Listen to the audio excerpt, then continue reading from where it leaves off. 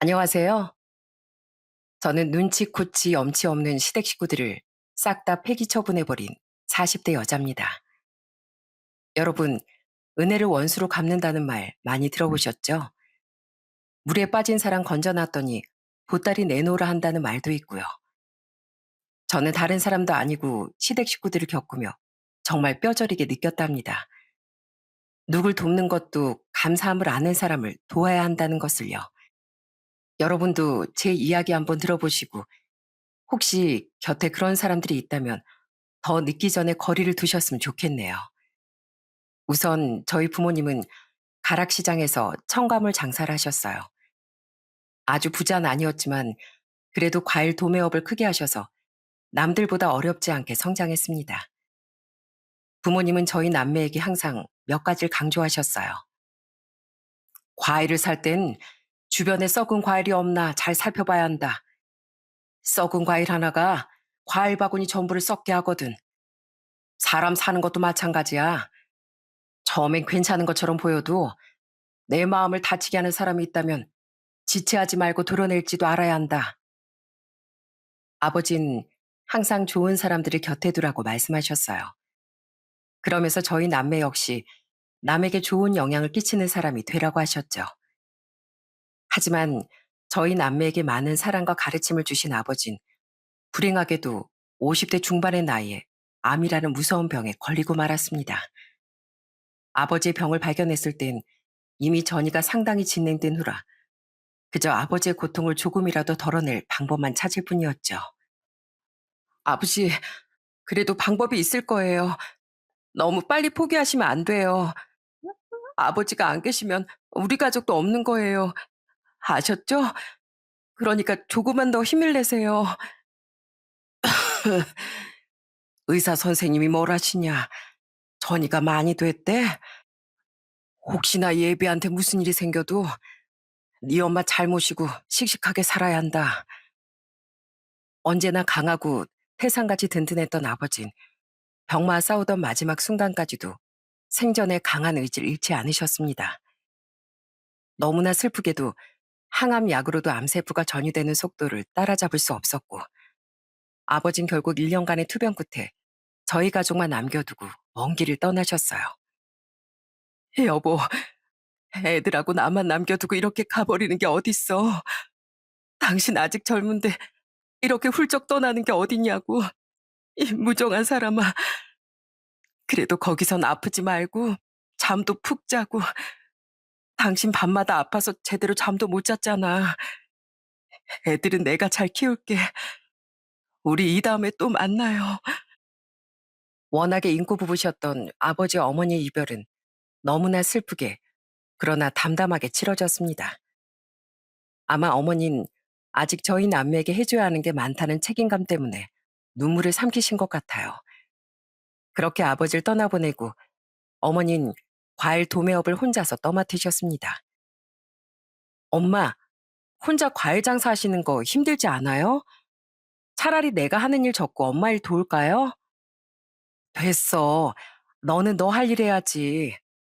엄만 우리 딸이 하고 싶은 일 열심히 하면서 행복하게 살았으면 좋겠어. 괜히 자식들한테 부담 주는 부모가 되고 싶진 않다. 이 엄마 아직 젊고 건강하기도 하고. 어머닌 저희 남매에게 힘든 일을 시키거나 경제적으로 부담을 주고 싶지 않아 하셨습니다. 가끔 제가 가게를 돕겠다고 해도 한사코 안 와도 된다고 하실 정도였죠. 덕분에 전 제가 원했던 패션 디자인을 전공하고 20대 중반의 나이에 쇼핑몰을 창업했습니다. 처음 해보는 사업이 정말 쉽지 않았지만 그래도 제가 하고 싶은 일이었으니 힘든 것보다 재밌다는 마음이 훨씬 컸답니다.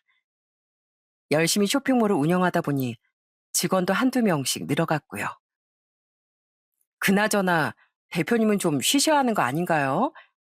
어제도 철회하셨잖아요. 일 중독인 건 알겠는데 쉴 땐 쉬셔야죠. 난 집에 가만히 누워있을 때가 더 답답한 거 있지? 바쁘게 시장 갔다가 매장 갔다가 하는 게 더 좋아. 아무튼 수고해줘. 30대 초반까지 전 일밖에 모르는 사람이었어요. 사업이 점점 확장되는 게 좋았고 현장에서 바쁘게 움직일 때 살아있는 것 같았거든요. 그렇게 일에만 미쳐 살다가 문득 돌아보니 이미 제 나이가 결혼 정년기를 지나고 있더라고요. 남동생은 진즉에 장가를 갔고 이러다 진짜 결혼을 못하는 건 아닌가 걱정이 되기 시작하더군요. 그러던 중 친구 한 녀석이 완벽한 제 이상형을 찾았다며 소개팅을 해주기로 했어요. 야, 성진애, 내가 드디어 너의 높고 높은 기준을 만족시켜줄 사람을 찾아왔어. 내 직장 선배 학교 동기라는데 직장도 탄탄하고 사람도 괜찮대. 무엇보다 네가 그렇게 강조했던 책임감이 어마어마한 사람이더라고. 어때? 소개팅 한번 나가볼래? 친구의 말처럼 전 평소에 책임감 없는 사람을 제일 싫어했거든요. 그러다 친구의 주선으로 책임감 빼면 시체라는 남자를 만나게 되었고요. 남잔 첫인상부터 자신감 있고 당당해 보였습니다. 전 삼남매 중에 장남이고 동생들과 나이 차이도 제법 나는 편이에요. 그래서 어릴 때부터 제가 거의 키우다시피 했고요.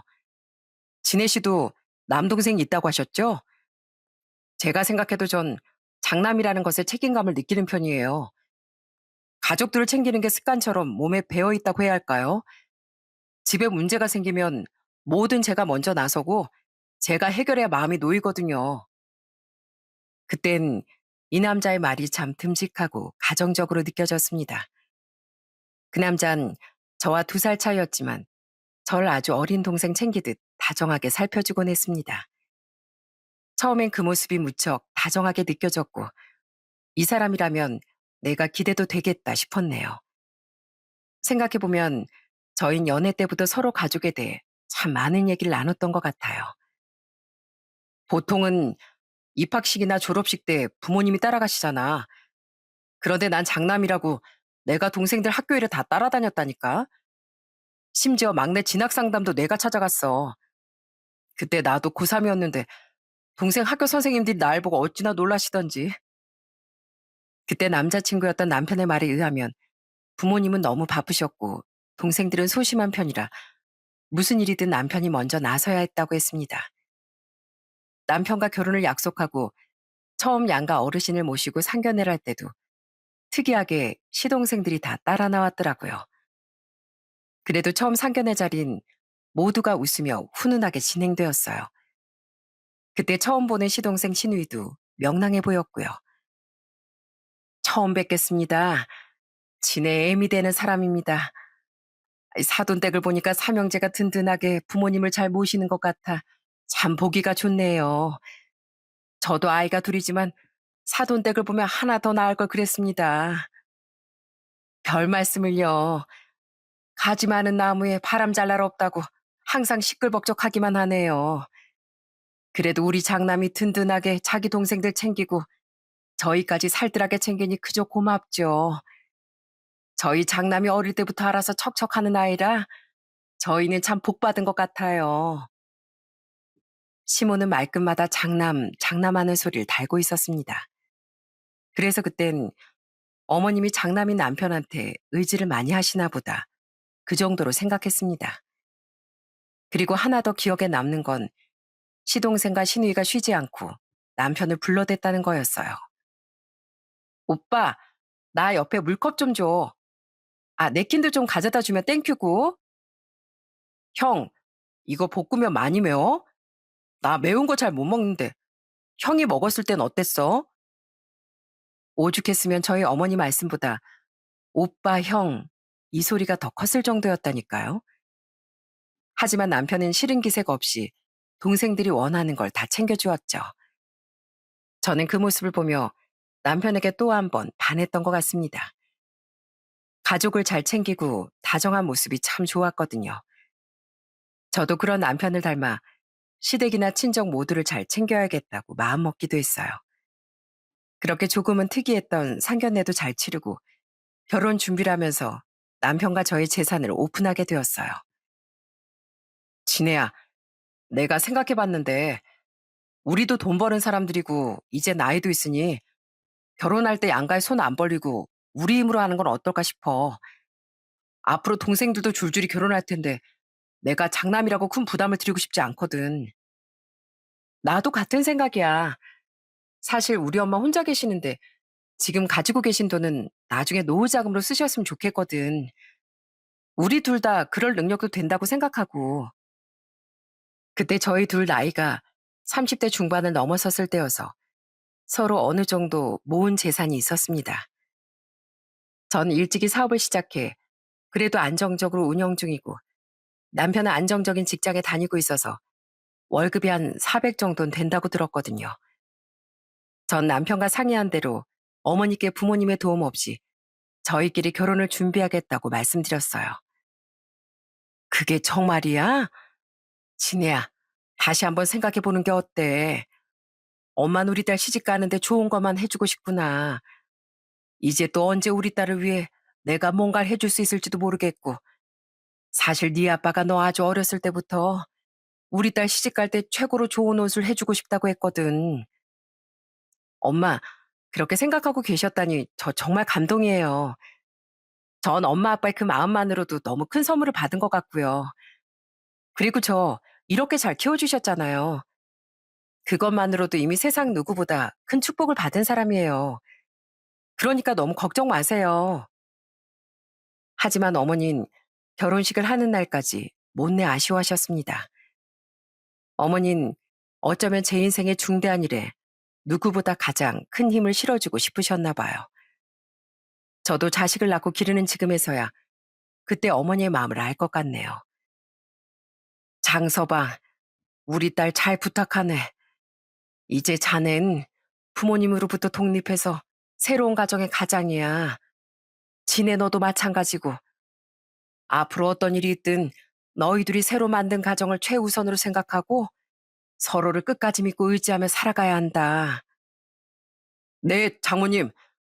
이렇게 아름답고 현명한 지네와 평생을 함께 할 수 있어서 정말 감사하게 생각합니다. 절 받으세요, 장모님.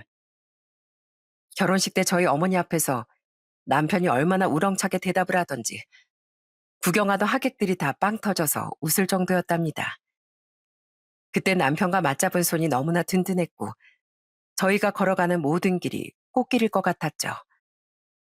이렇게 행복한 결혼식을 올리고 신혼여행까지 잘 다녀온 저흰 신혼의 재미에 빠져 시간 가는 줄도 모르고 알콩달콩하게 지냈습니다. 저는 결혼하고도 여전히 쇼핑몰 일을 열심히 해나갔고 남편도 성실하게 직장 생활을 이어갔어요.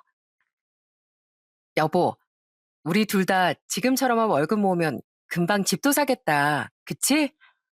역시 둘이 모으니까 금방 모이네. 결혼해야 돈이 모인다는 말이 진짜인가 봐. 우리 앞으로도 지금처럼만 열심히 저축하자.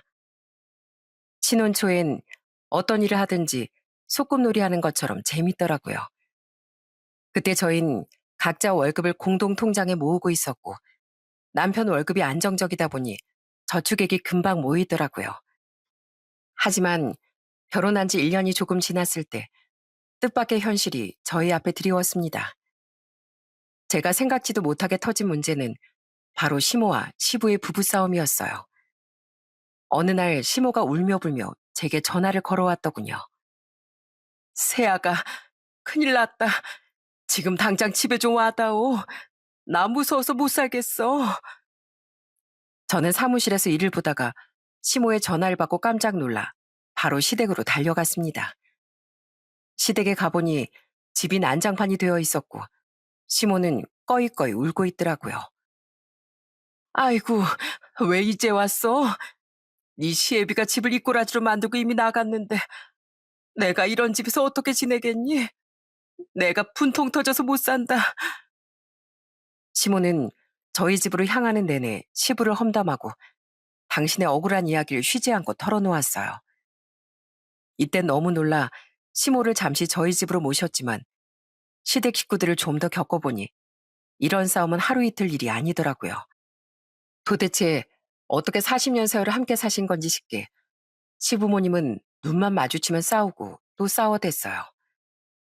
당신 이게 사람 먹으라고 차린 밥이야? 밥상 꼴 좀 봐라. 내가 토끼야?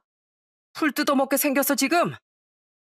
아이고, 당신 건강 생각해서 건강하게 차려줬더니만 말 뽐새 좀 봐.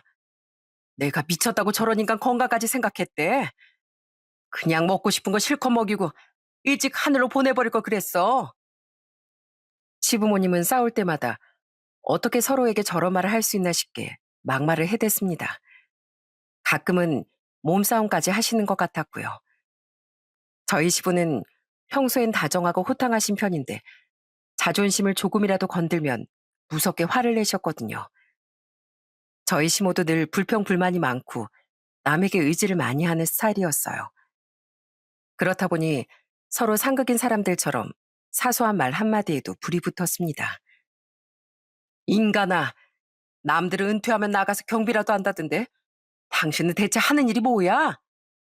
집에서 삼시세끼 밥만 차려달라고 사람 볶는 거밖에 못하지?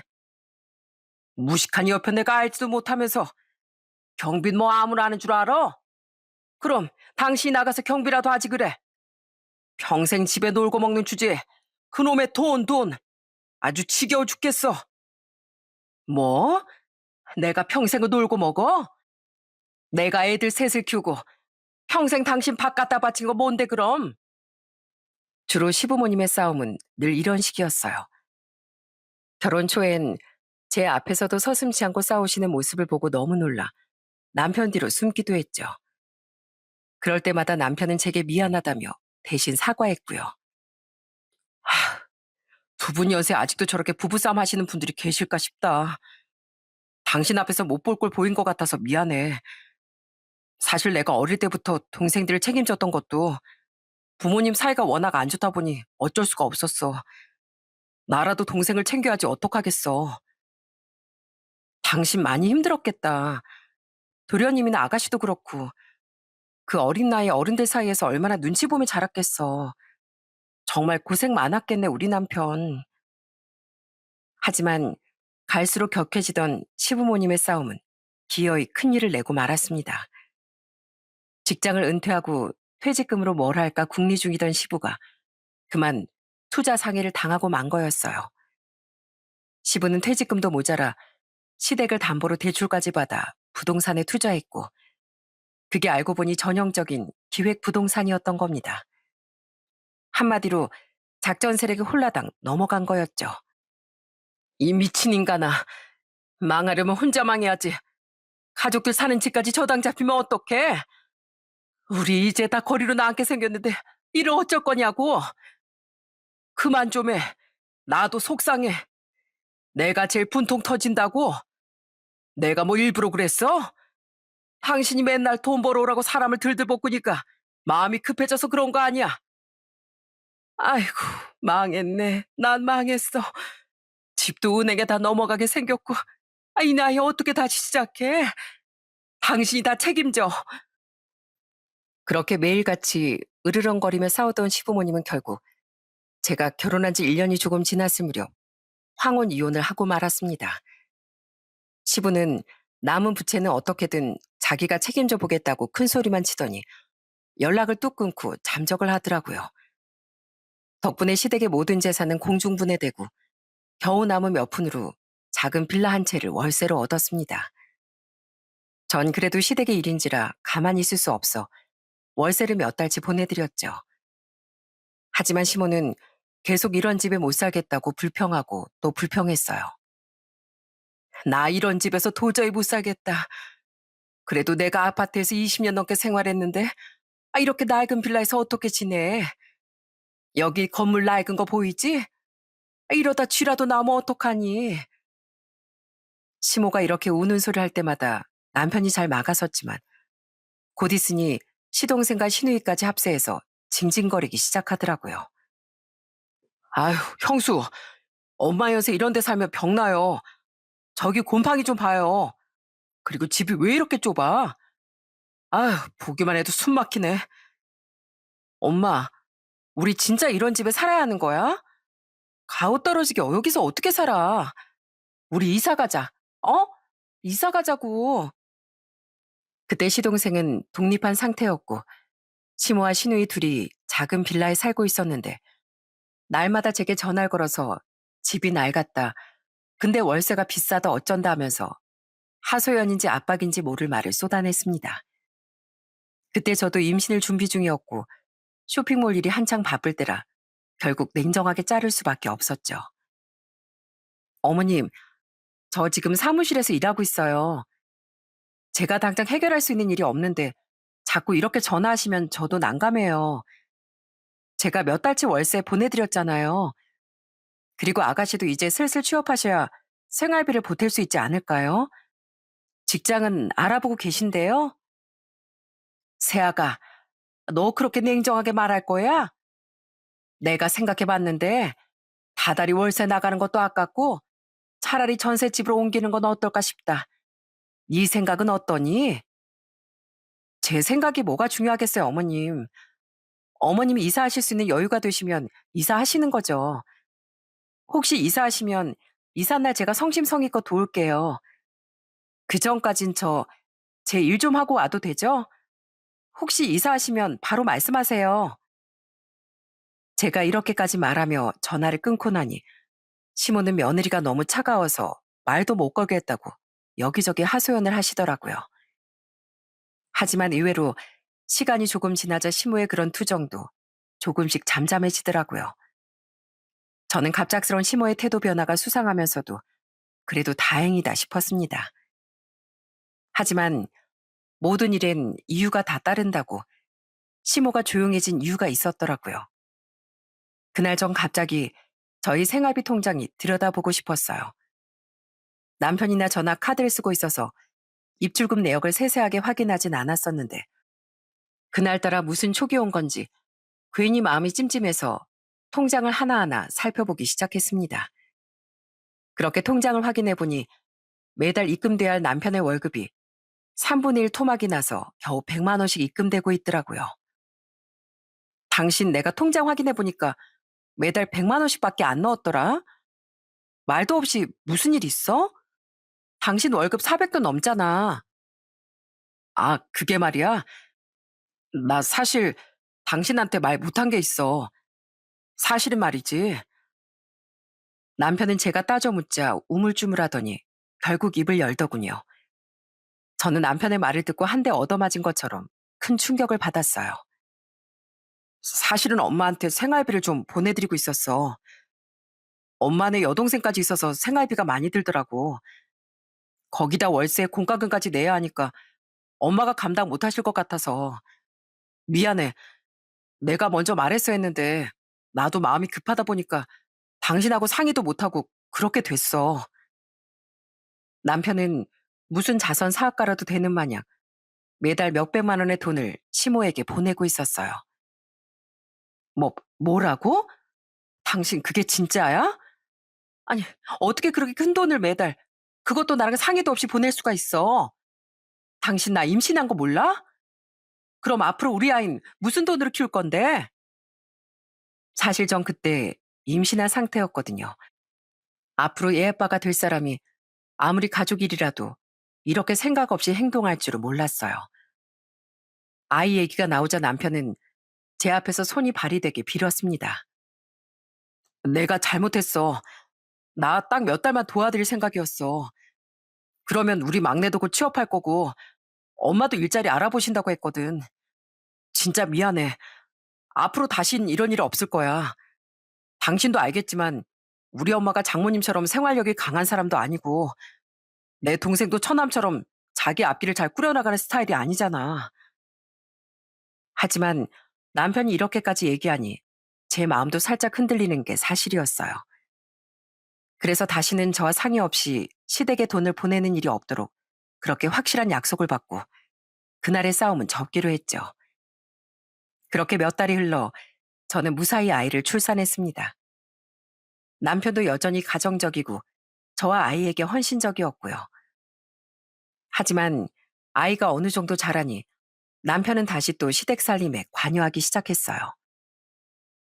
그 엄마 집에 화장실이 너무 낡았더라. 타일도 다 벗겨져서 곰팡이도 계속 생기고 영 보기가 안 좋더라고. 곰팡이가 연세 드신 분들 호흡기도 안 좋고 말이야. 그래서 그런데 엄마 집 화장실 공사를 좀 해야 할 것 같아. 화장실? 그거 공사비가 얼마쯤 나올 것 같은데? 그거 얼마 안 해. 타일만 바꾸면 되는 거라 공사 기간도 짧고 인부도 몇 명 안 필요하더라고. 한 100만 원 드나? 그 정도면 괜찮잖아. 그러면 나 엄마한테 공사한다고 말한다. 남편은 시댁 화장실 공사비가 100만 원 남짓 정도만 든다며 절 설득했고 저도 마지못해 허락했습니다. 하지만 실제로 청구된 금액을 보니 400만 원도 넘는 금액이었어요. 당신 이거 영수증 뭐야? 100만 원 든다며. 근데 왜 이렇게 많이 나왔어? 그게 말이야. 공사라는 게 다 그렇더라고. 겉보기엔 괜찮아 보여도 막상 뜯어보면 안에까지 싹 뜯어 고쳐야 한대. 그리고 엄마한테 이미 공사해드린다고 말했는데 돈 많이 나왔다고 못해드린다고 할 수도 없잖아. 남편이 이런 식으로 말을 요리조리 바꿔가며 시댁에 돈을 퍼주기 시작했어요. 처음엔 저도 이 정도는 괜찮겠지 했다가 막상 따져보니 훨씬 많은 돈이 가 있더라고요. 제가 사태를 파악하고 따져 묻기라도 하면 남편이 이제 아예 적반하장으로 제게 큰 소리까지 쳐댔습니다. 뭐, 뭐 어쩌라고? 그러면 엄마한테 쓰는 돈인데 그걸 아껴? 쫌생이도 아니고 자식이 돼서 엄마한테 돈 좀 쓸 수도 있지. 나도 장모님이 필요하시다고 하면 드릴게. 저희 어머니는 제가 용돈이라도 한번 드리라고 하면 됐다고 한사코 사양하시는 분이었거든요. 남편이 이걸 알고 저런 소리를 해대는 것 같았습니다. 나도 장모님한테 용돈 드리고 싶어. 선물도 사드리고 싶고. 근데 장모님이 안 받으시는 걸 어떡하냐? 내가 막 강제로 쥐어드리고 와? 장모님이 우리 돈 받으시면 마음이 불편하시다잖아. 남편은 점점 더 얄밉고 뻔뻔하게 굴더라고요. 그래도 허튼데 돈 쓰는 것도 아니고 어찌되었든 시모에게 쓰는 돈이라 하니 저도 화를 내다가도 결국 입을 다무고 말 때가 많았죠. 그러다 남편의 이런 행동에 더더욱 명분을 주는 사건이 터지고 말았습니다. 어느 날 전 가락시장 쪽에서 지인과 약속이 있어 근처에서 잠시 기다리고 있었거든요. 그러다 우연히 제 앞을 지나가는 신우이를 보게 되었어요. 신우인 절 못 봤는지 연신 바쁘게 지나가더라고요. 근데 옷차림이 너무 야하고 높은 구두에 화장까지 진하게 하고 가는 모습이 뭔가 수상했습니다. 그래서 전 몰래 신우이의 뒤를 밟기 시작했어요. 신우인 뭐가 신났는지 콧노래까지 부르며 어떤 노래방 안으로 들어섰습니다. 저는 첩보 작전을 불사하듯 노래방 안까지 몰래 따라 들어갔고요. 그리고 거기서 너무 경악스러운 모습을 보고 말았어요. 아가씨, 지금 여기서 뭐 하는 거예요? 대체 왜 그러고 있어요? 세상에 신우인 노래방에서 어떤 남자들과 어울려 술을 마시고 있더라고요. 탬버린을 치고 남자들 입에 과일을 넣어주며 딱 봐도 분위기가 심상치 않았어요. 전 당장 신우이를 끌어냈죠. 이거 나요. 여긴 어떻게 알고 찾아왔어요? 새언니가 뭔데 일하는데 방해해요. 나 다시 들어갈 거라고요. 뭐라고요? 여기서 일을 한다고요? 아가씨, 설마 노래방 도우미래요? 나 이거 그냥 못 넘어가요. 어떻게 신우이가 이런 일까지 하는데 내가 가만히 있을 수가 있겠어요? 저는 그 즉시 남편에게 전화를 걸었습니다. 그래도 신우이가 제일 무서워하는 사람이 남편이었거든요. 신우인 제가 남편에게 전화를 거는 걸 알고 울고불고 매달리며 핸드폰을 뺏으려고 했어요. 하지만 남편은 바로 전화를 받았고 저는 이 사태에 대해 모두 털어놓았습니다. 여보, 난데 나 지금 무슨 간격을 본 줄 알아? 당신 여동생 글쎄 아가씨가 노래방에서 남자들이랑 어울려 놀고 있더라니까. 아가씨 지금 못 간다고 버티고 있거든. 당신이 여기로 바로 와줘. 새언니, 제발요. 저 오빠 알면 큰일 나요. 저 그냥 용돈벌이 하려고 그랬단 말이에요. 취업은 안 되고 돈은 없고 새언니도 나 용돈 한 번 준 적 없잖아요.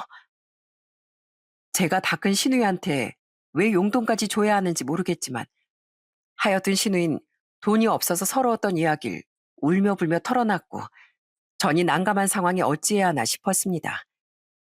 그러다 곧바로 남편이 도착했어요. 남편은 곧장 신우이를 차에 태우고 아주 무섭게 화를 내더라고요.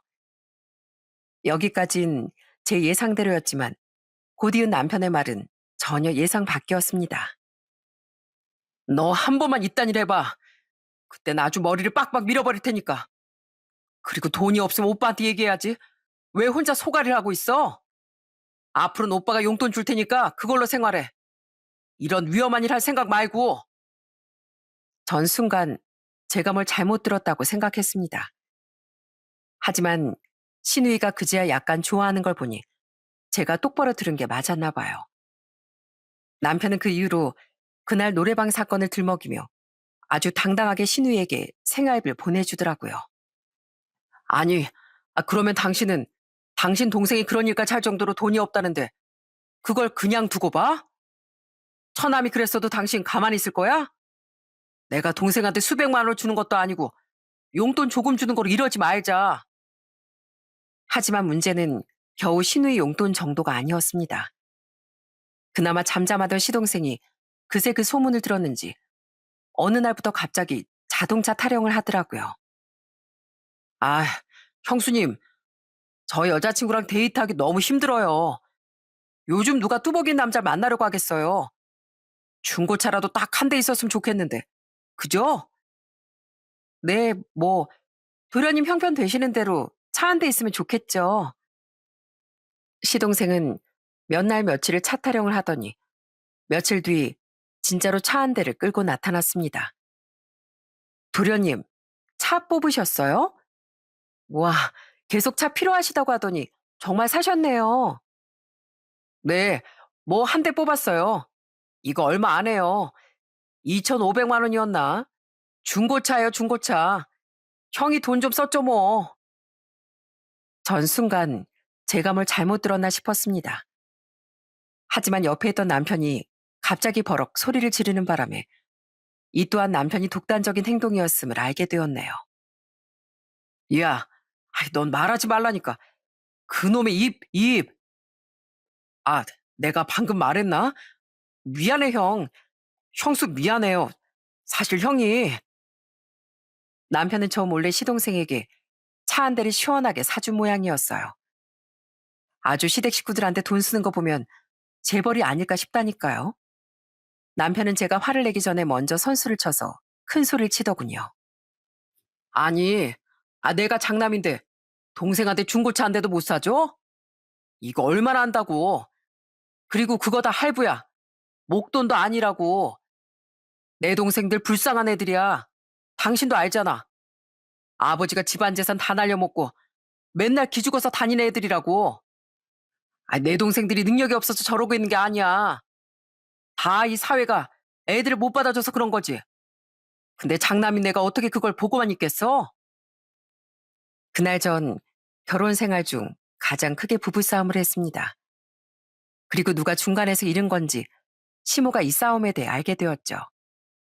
시모는 제게 전화를 하자마자 본인 아들 기죽인다며 소리를 질러대더군요.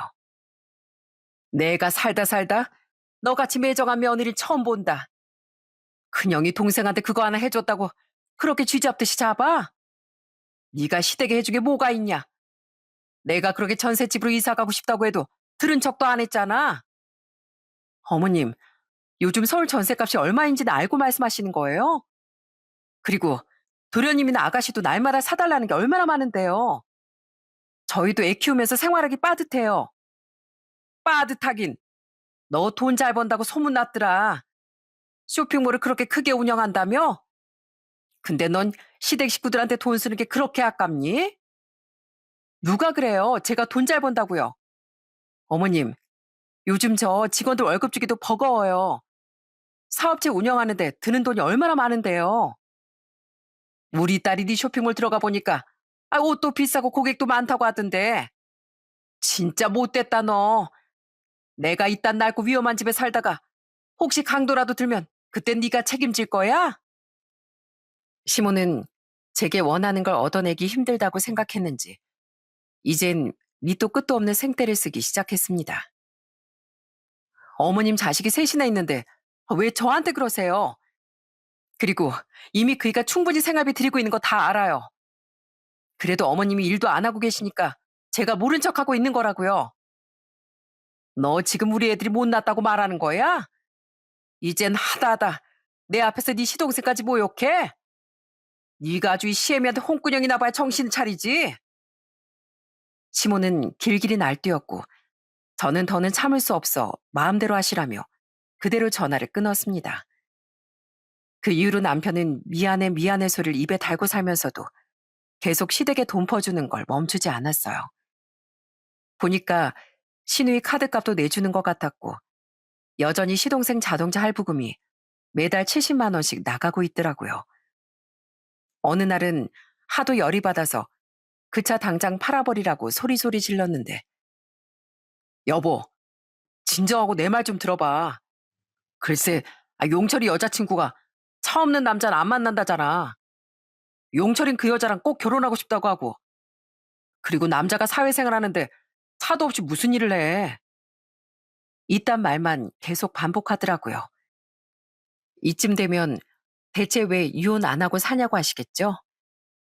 사실 그때까진 제 아이만 생각하며 견디고 있었는데 남편과 이혼을 결심하게 된 정말 결정적인 사건이 터지고 말았습니다. 그날은 몹시 더운 여름날이었어요. 진혜야, 엄마다. 엄마랑 친한 이모가 경북 사는 거 알지? 그 집 바로 앞 개천에 다슬기가 그렇게 많다더라. 그래서 이번에 거기 가서 엄마가 다슬기나 실컷 캐오려고 갔다 오면 너 좋아하는 다슬기국 끓여줄게. 그날 저희 어머니는 여름 휴가 겸 저도 잘 알고 지냈던 친한 이모 집으로 여행을 가셨습니다. 항상 휴일도 없이 일하던 어머니가 큰맘 먹고 휴가를 떠나신 거였어요. 그때 저희 어머니가 나이가 벌써 70이 넘었을 때였거든요. 그래요, 엄마. 가는 김에 맛있는 것도 실컷 먹고 재밌게 놀다 오세요. 다슬기 많이 안 잡아도 되니까 항상 조심하시고요. 그리고 용돈 조금 보냈으니까 이건 거절하지 마시고 차비로 쓰세요. 아이고, 뭘 보냈어? 보내지 말라니까. 그래도 고맙다, 우리 딸. 가서 이모한테 네 자랑 많이 할게. 도착해서 또 전화하마. 어머님 그렇게 고속버스에 오르셨고 이모 집에 도착해서도 잘 도착했다고 이모랑 찍은 사진까지 보내주셨더라고요. 하지만 다슬기 잡으러 갈 거라는 소식 이후론 아무런 연락이 되지 않았어요. 전 그저 이모와 좋은 시간 보내고 계시겠거니 생각하고 제 일을 하고 있었죠. 하지만 기다리던 저희 어머니에겐 연락이 오지 않고 갑자기 이모에게서 전화가 걸려왔어요. 아이고, 진혜야, 큰일 났다. 언니가 글쎄 물에 빠졌어. 다슬기 잡다 미끄러져서 물에 빠졌지 뭐야. 이러 어쩌면 좋아. 저는 너무 놀라 그만 전화기를 떨어뜨렸습니다. 물에 빠진 어머니는 곧장 병원으로 이송되셨지만 계속 의식을 찾지 못하셨어요. 저는 그 즉시 차를 몰아 어머니가 계시는 병원까지 단숨에 달려갔습니다. 하지만 너무나 슬프게도 어머닌 제가 올 때까지 혼신의 힘을 다해 버티고 계셨나 봐요. 제가 병원에 도착해 어머니의 손을 잡자마자 그 따뜻했던 손이 스르르 힘을 잃고 추락했습니다. 엄마, 엄마 정신 좀 차려봐요. 엄마 딸 지내왔어요. 제발, 제발 눈 좀 떠봐요. 엄마. 아무리 사람 인생이 어찌 될지 아무도 모른다지만 이렇게 허무하게 어머니를 떠나보낼지 누가 알았겠나요? 저도 남동생도 그저 황망하고 멍한 상태로 장례를 치를 수밖에 없었습니다. 두 눈에서 눈물은 마를 새 없이 흐르는데 여기가 어딘지 대체 왜 이러고 있어야 하는지 하는 현실적 감각은 어딘가 저 멀리 있는 듯 했죠. 제 남동생은 어릴 때부터 참 눈물이 없었는데 그날은 종일 쉬지도 않고 눈물을 흘렸어요. 여보, 여보 어딨어? 이게 무슨 일이야 대체? 장모님, 장모님이 왜 이러고 계세요? 어머님이 그렇게 예뻐하셨던 장서방 왔는데 왜 따뜻하게 손 한 번 안 잡아주시나요? 제 연락을 받고 급하게 달려온 남편도 너무나 큰 충격을 받았는지 연신 장모님을 찾으며 오열했습니다. 전 그래도 빠르게 달려와준 남편이 고마웠어요. 그래도 내심 저희 어머니를 저렇게까지 생각했구나 싶기도 했고요. 그렇게 부랴부랴 지인들에게 연락을 돌리고 멀리서 찾아온 조문객들을 맞이하고 있었는데 저 멀리서 몇 명이 아주 요란하게 장례식장 안으로 들어서는 모습이 보이더라고요.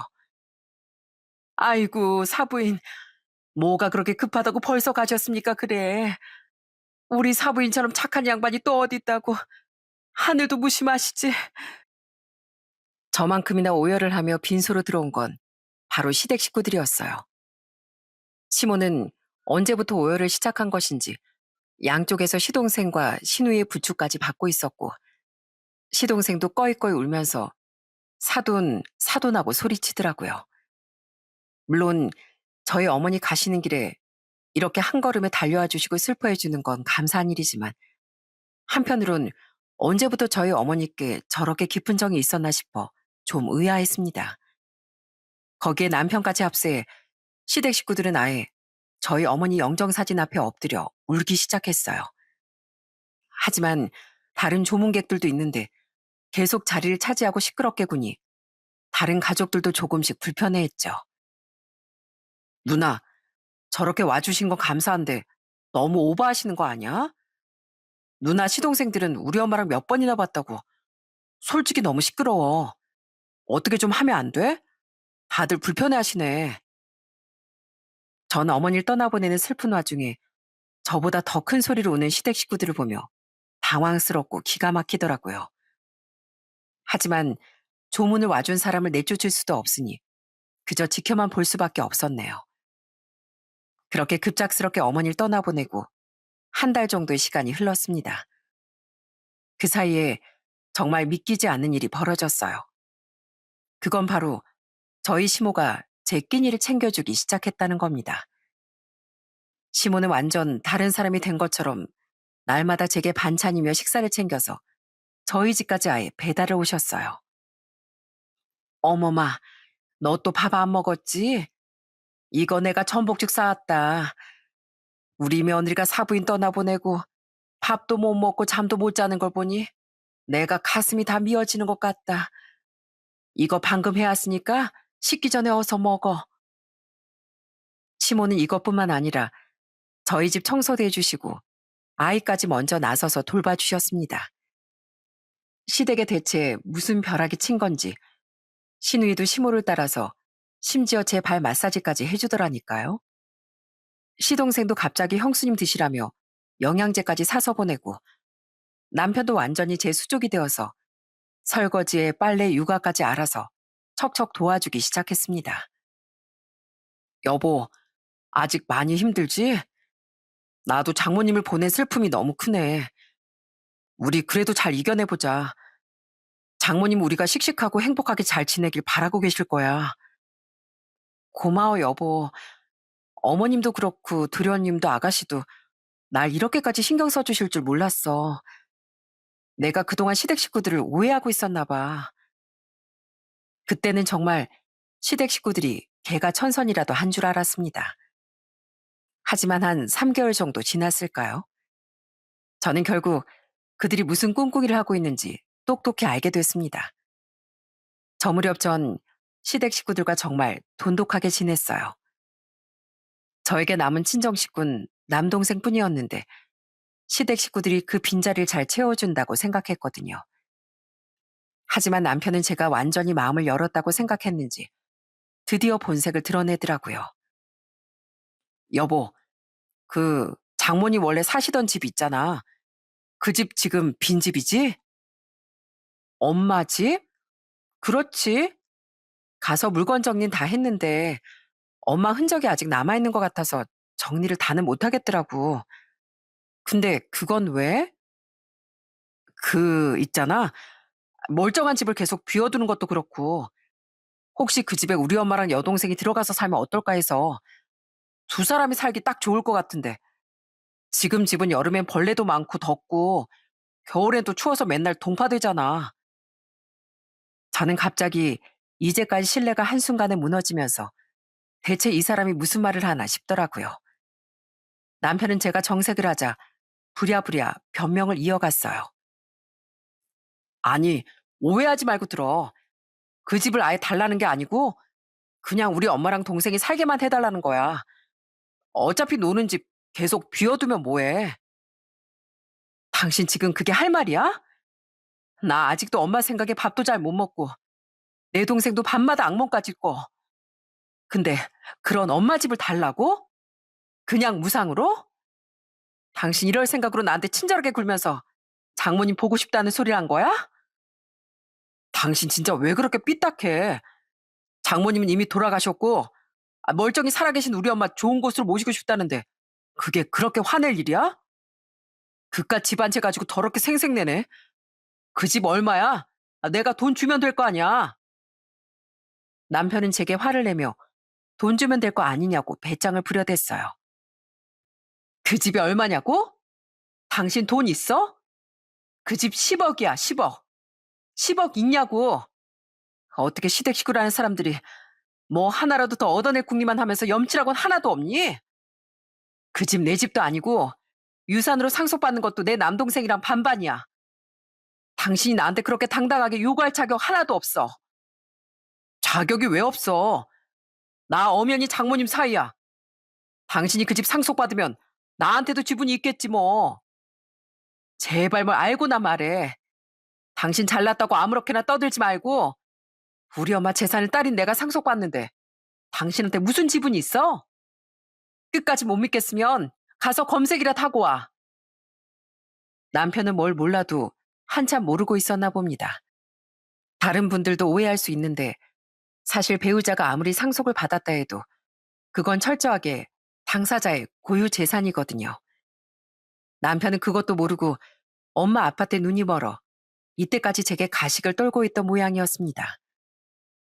그놈의 장남하더니 어머님께 우리 엄마 집까지 아예 줄 생각에 신났겠구나.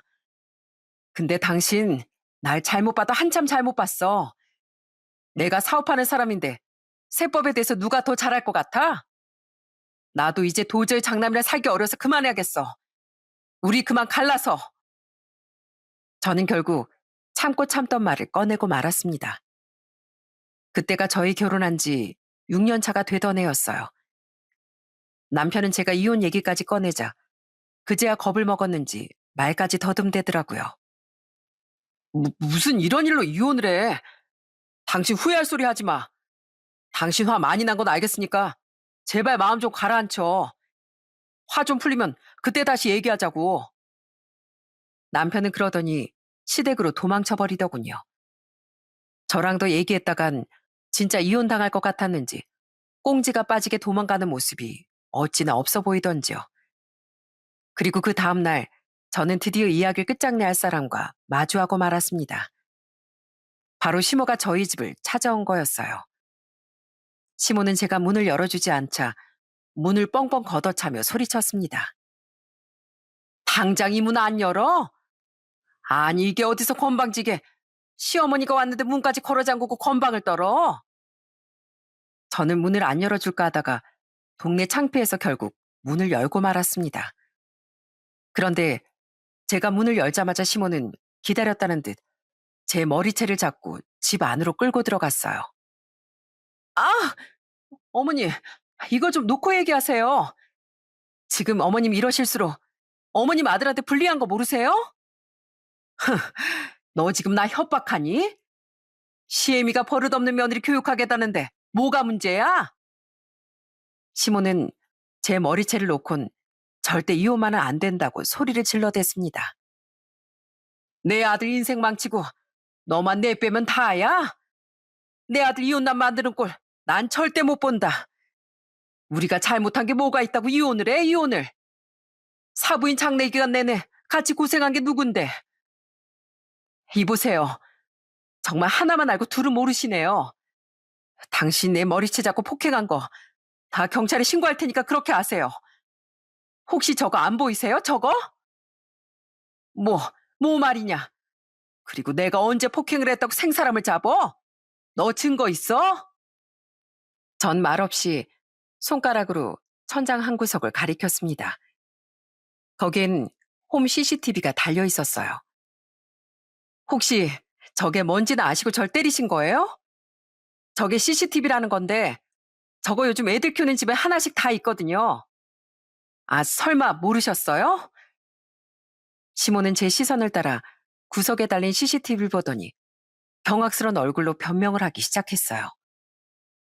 이, 에미야, 내 말 좀 들어봐라. 내가 너무 화가 나고 흥분해서 그랬다. 그리고 내가 언제 널 때렸니? 그냥 머리만 살짝 민 거야. 아, 머리만 살짝이요? 그건 경찰서 가서 얘기하시죠. 아줌마가 머리만 살짝 밀었는지, 내 머리채를 잡고 휘둘렀는지. 아줌마? 너 왜 또 그렇게 무섭게 말하니? 시어머니한테 아줌마가 뭐야, 아줌마가. 시어머니 무슨? 이제 저 아주머니 아들이랑 남남되거든요? 그러니까 진짜 경찰 불러서 주거 침입죄로 벌금까지 내기 싫으면 지금 당장 이 집에서 나가요. 나가라고요. 시몬은 제 고함에 화들짝 놀라 황급하게 달아났습니다. 연신 뒤를 돌아보며 달아나는 모습이 꼭 남편이 도망치던 모습과 어쩜 그리 똑 닮았을까요? 시몬은 자기 자식 소중한지는 알아도 남의 자식 소중한지는 모르는 인간이더라고요. 어쩌면 엄마라는 사람이 몇 달 전 어머니를 떠나보낸 며느리 앞에서 그런 소리를 해댈 수가 있나 싶더라고요. 전 지금까지 살면서 한 집안의 아내로서, 엄마로서, 며느리로서 최선을 다했다고 생각합니다. 물론 저라는 사람이 완벽하지 않을 순 있지만 그래도 이런 취급을 받을 정도로 살진 않았으니까요. 그 뒤로 전 당장 이혼 준비를 시작했습니다. 내가 잘못했어. 장모님 집에 대해선 다신 묻지 않을게. 아니, 쳐다도 안 볼게. 나 사실 엄마랑 동생들한테 돈도 다 털리고 가진 게 아무것도 없어. 당신이랑 우리 애마저 없으면 난 어떻게 살아? 진짜 웃기는 사람이네. 어떻게 살긴? 지금처럼 엄마랑 동생들 책임지면서 장남으로 살면 되잖아. 책임감 빼면 시체인 사람이 갑자기 왜 그래? 당신이 합의혼 안 하면 난 소송이라도 걸 거니까 그렇게 알아. 남편은 또다시 정에 호소하며 제게 매달리더라고요. 남편뿐 아니라 시동생과 시누이까지 울며 불며 전화를 해댔고요. 시댁 식구들을 보면 참 울기도 잘 우는 것 같아요. 사실은 가증스런 연기를 잘한다고 해야 되겠죠? 결국 전 이혼 소송을 걸었고 예상대로 많은 금액의 재산 분할과 양육권을 가져올 수 있었답니다. 결혼 기간 내내 저희 부부의 공동 재산을 남편이 상의도 없이 시댁으로 참 많이도 빼돌렸으니까요. 그렇게 전 드디어 남편과 이혼을 했지만 그로부터 한참 동안이나 여전히 시댁 식구들에게 시달렸답니다. 어머마, 제발 이 전화 끊지 말고 내 말 좀 들어다오. 우리 아들이 아주 폐인이 됐다. 제발 네 아이도 생각해보렴. 아빠가 저렇게 망가지면 애 입장에서 얼마나 속상하겠니? 형수님, 저희 형은 진짜 몰라서 그랬어요. 다 가족들 생각해서 그런 거라고요. 우리 형 그렇게까지 나쁜 사람 아니잖아요. 그러니 제발 사람 하나 살린다고 생각하시고. 그리고 정말 찌질하기 짝이 없는 남편의 전화도 어김없이 걸려왔습니다. 남편은 지겹게도 또 울면서 제게 사정사정하더라고요. 여보, 내가 지금 월급 받는 거론 동생들이 카드 쓰는 거 할부금 내고 엄마 생활비 내고 집 월세 내면 남는 거 하나도 없어. 그래서 그런데 혹시 양육비 조금만 깎아주면 안 될까? 당신 돈 있잖아. 장모님 유산도 있고. 당신 우리 엄마 재산에 대해 입도 뻥끗 안 한다고 하지 않았어? 역시나 아직도 정신을 못 차렸네. 당신 장남 역할에 아주 흠뻑 빠져서 당신 자식한테 쓸 돈 아깝나 봐. 아니, 어떻게 양육비를 깎아달라는 소리를 해? 다른 사람도 아니고 네 아들한테 쓸 돈인데. 다른 말 필요 없고 양육비나 똑바로 보내고 다신 연락하지 마. 이제 우리가 만날 일 두 번 다시 없어. 전 이렇게 지긋지긋한 장남 역할놀이에 빠진 남자와 완전히 끝을 맺었습니다. 지금 전 남동생과 잘 얘기해서 어머니 집에 들어와 있어요. 여기서 어머니와의 추억을 되짚으며 속상한 마음을 다독이고 있답니다. 그래도 전 엄마니까 너무 오래 힘들어하진 않으려고요. 그게 저의 역할이고 책임이잖아요. 전 어떤 어려움이 와도 꿋꿋이 버티고 아이에겐 든든한 엄마로 남으렵니다. 하늘에 계신 저희 부모님이 이런 저를 본다면 우리 딸 잘 해내고 있다고 칭찬해 주시겠죠? 저도 엄마의 역할을 다하는 그날 다시 사랑하는 저희 부모님을 만날 수 있길 바라봅니다. 그때까지 저도 여러분도 맡은 역할에 충실하며 씩씩하게 살아가길 기도할게요. 지금까지 제 사연 들어주셔서 감사합니다.